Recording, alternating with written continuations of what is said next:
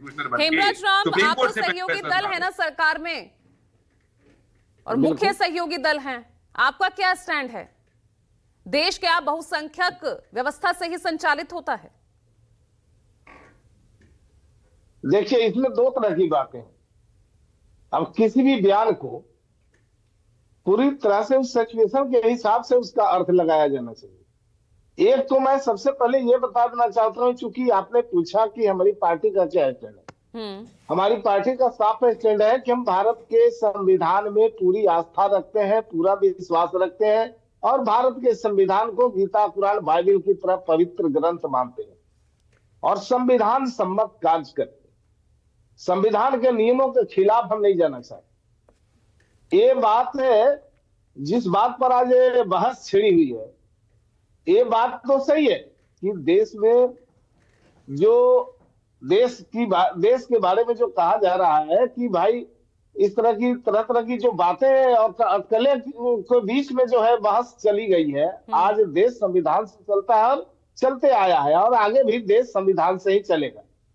और विपक्ष की जो पार्टियां हैं वो हमेशा इस बात पर ज्यादा जोर दे रही है, प्रचारित करती है कि देश का संविधान खतरे में है, संविधान बदलने वाला है।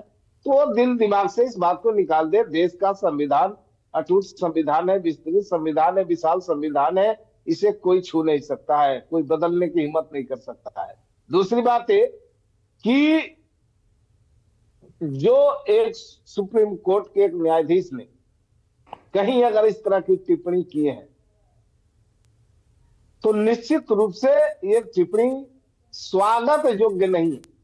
इस पर विचार करना चाहिए, क्योंकि न्यायपालिका के शीर्ष पदों पर बैठे व्यक्ति का इस तरह से विवादित बयान देना, संविधान से अलग हट करके बयान देना, निश्चित रूप से बयान निंदनीय है।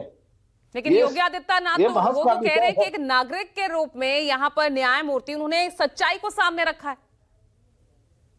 देखिए, सबसे बड़ी बात है कि अब आदित्यनाथ योगी जी क्या बोलते हैं उस पर हम उसके समर्थन में हम नहीं बोल रहे हैं, उनकी समर्थन की हम बात नहीं कर रहे हैं, क्योंकि वो क्या बोलते हैं वो जाने।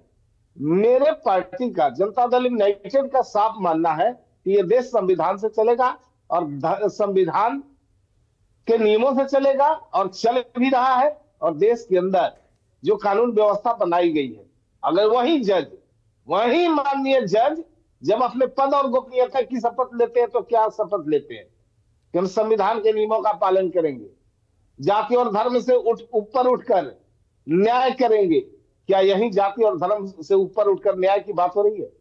क्या यही संविधान के नियमों का पालन हो रहा है? नहीं होना चाहिए।